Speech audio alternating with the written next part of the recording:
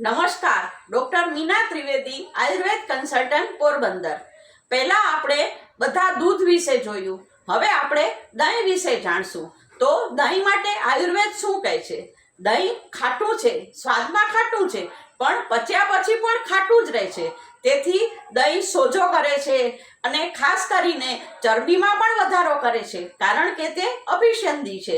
ઘણી વખત દહીં ખાવાથી પિત્ત પણ વધે છે, કફ વધે છે, તો દહીં આપણે પ્રમાણસર ખાવું જોઈએ। તો દહીં શેમાં ફાયદો કરે છે? તો દહીં હરસમાં ચરબીના રોગ ન હોય તેવાને અરુચિ થઈ ગઈ હોય તો એને ફાયદો કરે છે, કારણ કે દહીં બધાને બહુ ભાવે છે। ઉપરાંત ગ્રહણી એટલે ડિસેન્ટ્રીમાં પણ આપણને દહીં ફાયદો કરે છે। જેને જૂની શરદી થઈ ગઈ હોય એને પણ દહીં ફાયદો કરે છે, પણ દહીં હંમેશા માપસર ખાવું જોઈએ। વધારે દહીં ખાવાથી નુકસાન થાય છે।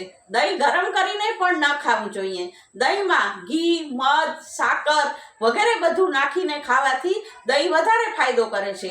એટલે જ આપણે પૂજામાં જે પંચામૃત વાપરીએ છીએ એને પણ કદાચ આપણા ઋષિમુનિઓએ ધર્મ સાથે સાંકળીને દહીંની ઉપયોગિતા વધારી છે।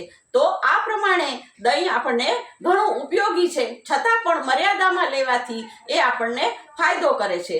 હવે દહીંમાંથી જે છાશ બનાવવામાં આવે છે, તો છાશના શું ગુણ છે? છાશ ઘણી રીતે બનાવવામાં આવે છે। ખાલી એકલા દહીંને ઝેરીને છાશ બનાવવામાં આવે છે, દહીંમાં માખણ નાખીને બનાવવામાં આવે છે, અને 1 ભાગ દહીં અને 3 ભાગ પાણી નાખીને દહીં નાખીને આપણે જે છાશ બનાવીએ છીએ, ખરેખર તો જે પાણી નાખીને બનાવેલી છાશ છે તે ઉત્તમ છે। બીજી બધી છાશ છે એ ભારે છે। છાશ ખાસ કરીને હરસના રોગમાં તમે ગમે તેટલી છાશ પીઓ તો એનાથી ફાયદો થાય છે, ડિસેન્ટ્રીમાં ફાયદો થાય છે। અત્યારે પણ બધા ડોક્ટરો દહીં, છાશ વગેરે ડિસેન્ટ્રી એટલે ગ્રહણીવાળાને લેવાનું કહેતા હોય છે। તો એ બધા ઉપયોગ આયુર્વેદમાં પહેલેથી બતાવેલા છે। છાશની અંદર સંચળ, જીરાનો પાવડર, મરીનો પાવડર, સૂંઠનો પાવડર વગેરે નાખીને ખાવાથી છાશના ગુણમાં વધારો થાય છે। તો આ બધા છાશના ગુણ છે।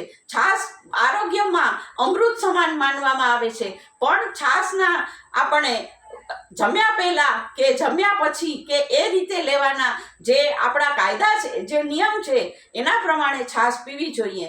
ખાસ કરીને આયુર્વેદમાં છાશ જમ્યા પછી લેવાનો કહેવામાં આવે છે। ભોજનાંતે પીબેત તક્રમ, એટલે જમ્યા પછી છાશ પીવાનું કહેવામાં આવે છે। તો આપણે એ બધા નિયમોનું પાલન કરીને છાશ પણ લઈ શકીએ, જે પણ આપણા આરોગ્ય માટે ખૂબ જ હિતકારી છે। આ પછીના વિડીયોમાં આપણે માખણ વિશે જોઈશું।